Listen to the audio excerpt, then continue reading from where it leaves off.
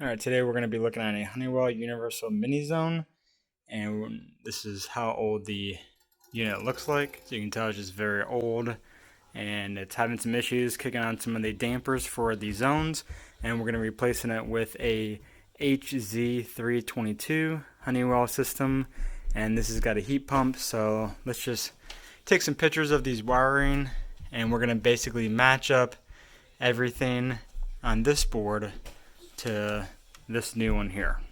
So take many pictures before you proceed. So like I said, we jerry-rigged this being held up and that being held up, and we're going one by one, cross-referencing these numbers and wires to these numbers and wires. So you just want to make sure everything gets matched up, and take plenty of pictures in case you have to unhook all of these and bring them over, you know where they go. Alright, there you go, you guys. We moved all the wires over to this panel, matching all the wires, the jumper there, power, the two zones, the thermostats, the dampers, and the temperature DAT sensor. So we're ready to power this on. Alright, you guys, there's the final thing mounted, and zones 1 and 2 are cooling, and we're looking good.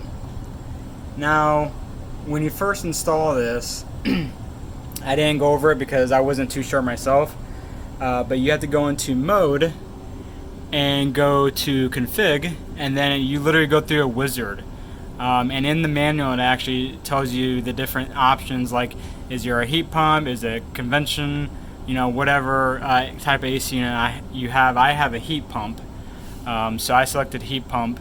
And then it'll ask you if you have the wireless module installed, and I don't have that installed, so I said no to that. And it just asks you a various set of questions. Just go through that and compare it to the AC unit you have now. But yeah, there you guys have it. And what's really nice about this new zone controller is it shows you the DAT's temperature. So you know if you're really pushing cold air. So that's saying 59 degrees, and that's what's reading out of this box here. So that's really nice to know what temp of the air that's going to all your zones is. So that's a nice feature you have there. So I'm gonna put this cover back on, and when you go through that wizard, it shows you, system type, convention, or heat pump, and then you go down all these questions like aux, enable that, RF, and that says, see, that's got that number 2 down there. So we go down here, set the yes if you have a wireless radio thermostat adapter, and I don't have that, so I set that no. But if you do, put yes, of course. And then how many zones do you have? I have 2 zones, so I put 2.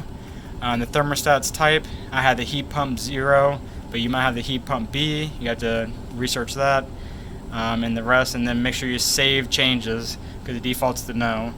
But yeah, that's how you guys can change a Honeywell zone controller to a new HZ322 zone controller.